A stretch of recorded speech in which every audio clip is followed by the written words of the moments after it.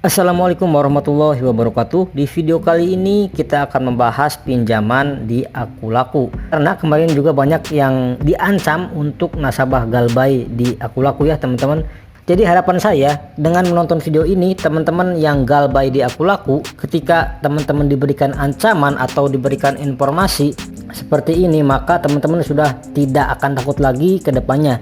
Ada beberapa hal atau kasus ya teman-teman, dimana nasabah itu di email atau di WA serta di telepon dan ditakut-takuti dengan pasal 378 KUHP dan 372 KUHP, yaitu pasal penipuan dan penggelapan. Nah, ketika mendengar hal tersebut itu akan ketakutan karena kita agak awam ya dengan pasal-pasal hukum seperti ini. Ya entah mereka mengecek sendiri apa enggak, pasal 378 dan pasal 372 ini isinya apa, tapi yang jelas ini bukan merupakan hal yang harus teman-teman khawatirkan. Kenapa?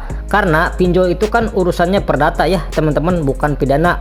Kalaupun di sini ada penipuan dan penggelapan, itu kan masuknya ranahnya pidana sebagai template atau format yang disampaikan oleh pinjol untuk menakuti teman-teman yang gagal bayar dan telat bayar di aplikasi Akulaku. Karena itu pasti nggak bakal kejadian ya teman-teman.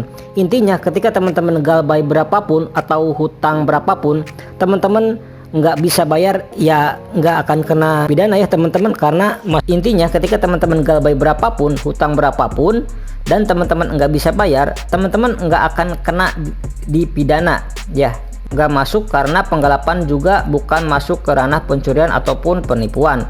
Nah, beda ceritanya ketika teman-teman itu menghack aplikasi Akulaku, terus teman-teman mengambil uangnya, terus kalian nggak bisa bayar, ya itu kan masuknya pidana ya teman-teman. Tapi kalau teman-teman ngikutin istilahnya alur ya atau SOP yang berlaku, ya ini nggak bakal kena pasal penipuan. Biasanya para DC atau debt collector ini mempelesetkan arti ya teman-teman.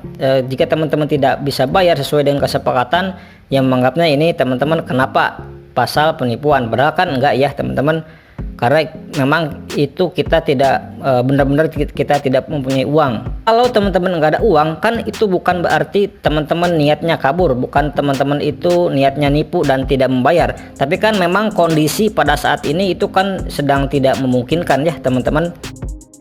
Nah, jika teman-teman saat ini masih ada tanggungan atau tunggakan ataupun tagihan di Akulaku yang menyebabkan teman-teman telat bayar di Akulaku atau gagal bayar di Akulaku, yang pertama, jika teman-teman telat bayar atau gagal bayar di Akulaku, pasti ada konsekuensinya, yaitu denda ya teman-teman, baik produk pinjaman paylater ataupun pinjaman tunai, yaitu seperti dana cicil. Kemudian pinjaman tunai itu tetap akan ada bunganya teman-teman ya. Jadi teman-teman misal di awal itu teman-teman pakai aplikasi Akulaku, misalkan teman-teman Akulaku paylater, jadi untuk cicilannya itu kan ada yang bunganya 0% ya teman-teman. Nah, itu teman-teman tetap akan dikenakan denda jika teman-teman terlambat membayarnya. Itu sudah pasti ada dan ada nilai maksimumnya. Jadi jika teman-teman itu mungkin hutangnya 2 juta, jadi 20 juta itu enggak ya teman-teman, tapi maksimal itu menjadi 4 juta, jadi 100% dari pokok pinjaman. Nah, untuk masalah denda, jadi teman-teman ada perhitungannya sendiri-sendiri ya teman-teman. Ketika teman-teman itu sedang Galbay, di mana telat bayar atau gagal bayar paylater ataupun dana cicil ataupun dana tunai, biasanya jadi intinya denda itu sudah pasti ada.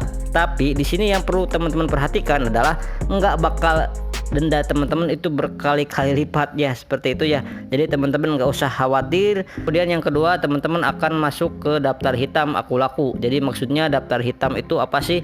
Jadi itu seakan-akan jika teman-teman itu misalkan mempunyai atau membeli sebuah barang di Akulaku, banyak produknya paylater, terus teman-teman itu ada pinjamannya atau dana cicil, maka teman-teman nggak bisa mengajukan misalkan pembelian barang dan lain sebagainya kalau daftar hitam. Terus kemudian kalau BI checking juga teman-teman nanti akan bermasalah, di mana nanti ketika teman-teman gagal bayar atau telat bayar selama 90 hari itu akan masuk ke daftar hitam atau di blacklist oleh BI Checking atau Slick OJK. Seperti itu ya teman-teman. Oke teman-teman, mungkin cukup sekian informasi yang saya sampaikan pada video kali ini. Mudah-mudahan ini informasi bermanfaat untuk teman-teman semuanya.